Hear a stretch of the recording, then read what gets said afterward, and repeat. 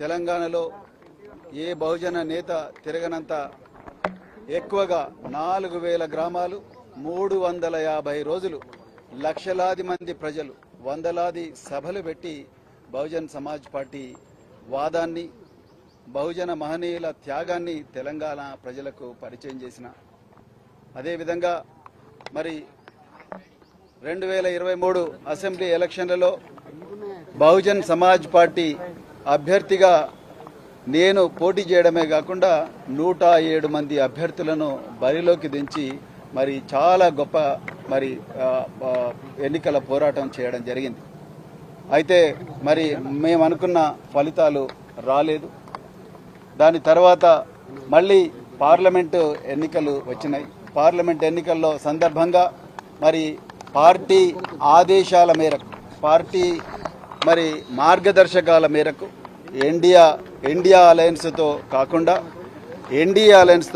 అంటే బీజేపీ కానీ లేకపోతే కాంగ్రెస్తోని పొత్తులో ఆ కూటముల్లో ఉండే పార్టీలు కాకుండా మరి ప్రాంతీయంగా ఆ కూటమిలో లేని పార్టీలు ఏవైనా ఉంటే ఆ పార్టీలతో పొత్తు పెట్టుకోవాలని మరి పార్టీ మార్గదర్శకాలకు అనుగుణంగానే మరి గ్రామ స్థాయి నుండి మరి జిల్లా స్థాయి నుండి మరి రాష్ట్ర స్థాయి నాయకులందరితో చర్చించిన తర్వాతనే మరి ఈ నిర్ణయం తీసుకొని మరి తెలంగాణ మాజీ ముఖ్యమంత్రి మరి బీఆర్ఎస్ అధినేత కేసీఆర్ గారితో మరి చర్చలు కూడా జరపడం జరిగింది.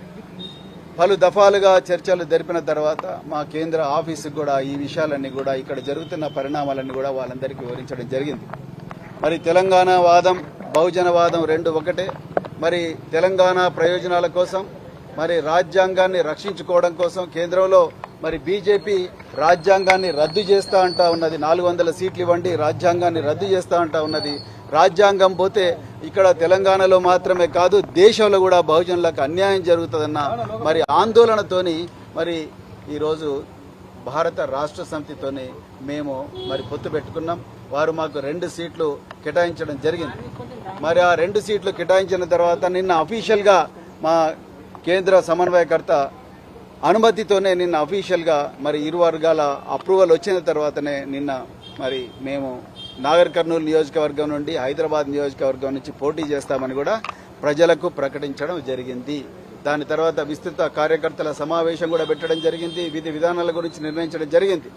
కానీ అది తెలుసుకున్న మరి అది నచ్చని భారతీయ జనతా పార్టీ నరేంద్ర మోడీ ఇవాళ నాగర్ కర్నూలుకి వచ్చిండు, నిన్న హైదరాబాద్లో ఉన్నాడు. అది నచ్చని భారతీయ జనతా పార్టీ ఈ లౌకిక కూటమి ఈ చారిత్రాత్మకమైన కూటమి ఏదైతే ఉన్నదో భారత రాష్ట్ర సమితి అదేవిధంగా బహుజన్ సమాజ్ పార్టీ కూటమి మరి రాజ్యాంగాన్ని రక్షించే కూటమి నచ్చని నరేంద్ర మోడీ అమిత్ షాల ద్వయం మా పార్టీ మీద ఒత్తిడి తీసుకొచ్చి ఈ కూటమిని రద్దు చేసుకోమని నన్నే ప్రెస్ కాన్ఫరెన్స్ పెట్టి చెప్పమన్నారు.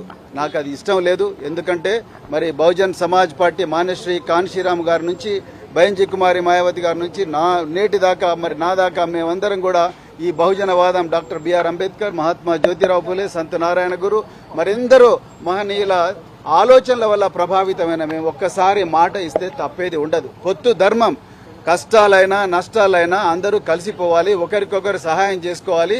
సో అదే విధంగా ఇద్దరు నడవాలి, ఎన్ని ఒడిదుడుకులు వచ్చినా కూడా నడవాలన్నదే పొత్తు ధర్మం. ఆ విధంగానే ఒప్పందం కుదిరింది.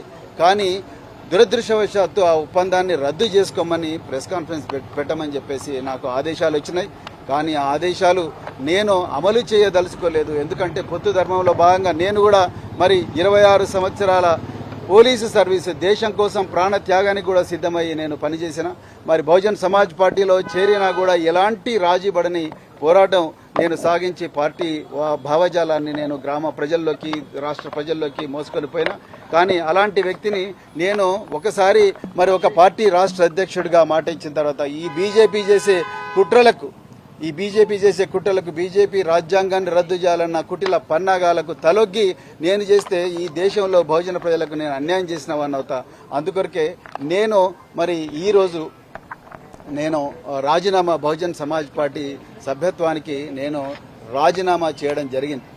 తెలంగాణ ప్రజలందరూ కూడా ఈ నిర్ణయాన్ని మరి స్వాగతించాలని చెప్పి నేను కోరుకుంటున్నా. నేను తెలంగాణలో బహుజన ప్రయోజనాల కోసం అదేవిధంగా మరి తెలంగాణలో ఉండే బహుజన ప్రయోజనాల కోసం, దేశంలో రాజ్యాంగాన్ని రక్షించడం కోసం, లౌకికవాదాన్ని బతికించడం కోసమే నేను ఈ నిర్ణయం తీసుకున్న, ఇంకొక ఉద్దేశంతో కాదు. మరి నాకు ఇంత చక్కటి అవకాశం 2.5 సంవత్సరాలు నన్ను సొంత తమ్మునిగా భావించి నాకు అవకాశం ఇచ్చిన బహన్జీ కుమారి మాయావతి గారికి నా హృదయపూర్వక పాదాభివందనాలు తెలుపుతున్నా. అదేవిధంగా తెలంగాణ నా తోడుగా ఉన్న మరి ఎండనక వాననక రేయనక పగలనక నాతో పాటు తిరిగిన ప్రతి కార్యకర్తకు కూడా నేను హృదయపూర్వక పాదాభివందనాలు తెలుపుతున్నాను. ఇప్పటికి కూడా నేను బహుజనవాదినే, నా గుండెల్లో బహుజనవాదం ఎప్పుడు కూడా ఉంటుంది. కానీ ఒక్కటి మాత్రం చెప్తున్నా, నేను ఎలాంటి ఒత్తిళ్లకు తలొగ్గను. ప్రాణం పోయినా సరే రాజ్యాంగాన్ని రక్షించుకుంటాం, రాజ్యాంగాన్ని కాపాడుకుంటాం. రాజ్యాంగ విలువలు జస్టిస్, లిబర్టీ, ఈక్వాలిటీ, ఫ్రాటర్నిటీ ఏవైతే విలువలను బాబాసాహెబ్ అంబేద్కర్ గారు చెప్పినరో, మానేశ్రీ కాన్షీరామ్ గారు ఏ విలువలైతే బోధించినరో ఆ విలువలను తప్పకుండా మేము కాపాడుకుంటాం, మా చరిత్రను కాపాడుకుంటాం. బహుజన ప్రజల కోసమే మరి రాత్రింబవలు పోరాడతామని చెప్పేసి సందర్భంగా చెప్తున్నా. సో ఈ నిర్ణయం నేను స్వచ్ఛందంగా మరి ఈ రాష్ట్ర ప్రజల ప్రయోజనాల దృష్టిలో పెట్టుకుని తీసుకున్న. ఒక్కసారి ఒక ఒప్పందం జరిగిన తర్వాత ఆ ఒప్పందం అనేది మళ్ళీ ఆ ఒప్పందం నుంచి బయటికి రాకూడదు. అది కనీసమైన ధర్మం. అందుకొరకే నేను ఆ పని చేయడం ఇష్టం లేక మరి నేనే బయటికి రావడం జరిగింది. సో నేను మళ్ళొకసారి చెప్తున్నా, బహన్జీ కుమారి మాయావతి గారు ఉక్కు మహిళ, మరి ఉత్తరప్రదేశ్ మాజీ ముఖ్యమంత్రి గారు, వారు నిజంగా చాలా గొప్ప వ్యక్తి. వారు నాకు ఒక చక్కటి అవకాశం కల్పించారు. వారికి హృదయపూర్వక ధన్యవాదాలు తెలుపుతా ఉన్నా. అదేవిధంగా బహుజన్ సమాజ్ పార్టీ నాయకులకందరికీ ధన్యవాదాలు చెప్తా ఉన్నా. మరి నేను త్వరలోనే నా శ్రేయోభిలాషులు, అదేవిధంగా నా అభిమానులు, నాతో కలిసి నడవాలనుకున్న అందరు వ్యక్తులతోని ఒకసారి సమావేశం జరిపి నేను అప్పుడు నా రాజకీయ భవిష్యత్తు మీద నిర్ణయం తీసుకోబోతున్నా అని చెప్పేసి చెప్తున్నా. మరి ఇంత చక్కటి అవకాశం ఇచ్చిన మీడియా మిత్రులందరికీ కూడా హృదయపూర్వక ధన్యవాదాలు తెలుపుతా. గురించి మరి మేము కేసీఆర్ గారితో ఇంతసేపు చర్చించడం జరిగింది. తప్పకుండా వారితో కలిసి పనిచేస్తాం. నిజానికి మరి ఆ రోజు ఆ నిర్ణయంతోనే మరి బహుజనవాదం, తెలంగాణవాదం రెండు ఒకటే ఈ పార్లమెంట్ ఇంకంలో కలిసి పోరాడాలని నిర్ణయించుకుని ఆ రోజు కేసీఆర్ గారితో మరి బహుజన్ సమాజ్ పార్టీ పొత్తు పెట్టుకునే విధంగా ఒప్పందం కూర్చుకోవడం జరిగింది. ఇప్పుడు మరి ఎవరు బీజేపీ తీసుకొస్తున్న ఒత్తిళ్ల వల్ల ఆ పొత్తును మళ్ళీ నేనే నా స్వయాన నేను ప్రకటించడం అంటే, నేను ఈ దేశంలో మరి ఏవైతే రాజ్యాంగ వ్యతిరేక శక్తులు ఉన్నాయో ఆ రాజ్యాంగ వ్యతిరేక శక్తులకు ఊతమిచ్చినట్టు అవుతుంది. ఆ పని నేను చేయదలుచుకోలేదు. తప్పకుండా రాబోయే రోజుల్లో మేము కేసీఆర్ గారితో మరి బీఆర్ఎస్తో కలిసి పనిచేస్తామని చెప్పి ఈ సందర్భంగా చెప్తున్నాను. అది బహుజన్ సమాజ్ పార్టీ వాళ్ళు నిర్ణయిస్తారు, నేను చెప్పలేను. నేను ఆల్రెడీ రాజీనామా చేశాను. తప్పకుండా నడుస్తాం. అది నేను నా అభిమానులతోని, అదేవిధంగా నా శ్రేయోభిలాషులతోని, నాతో పాటు ఇన్ని సంవత్సరాలు కలిసి నడిచిన మిత్రులందరితోని కలిసి ఒక సామూహికంగా నిర్ణయం తీసుకొని అప్పుడు నిర్ణయం తీసుకుంటాం. Thank you very much.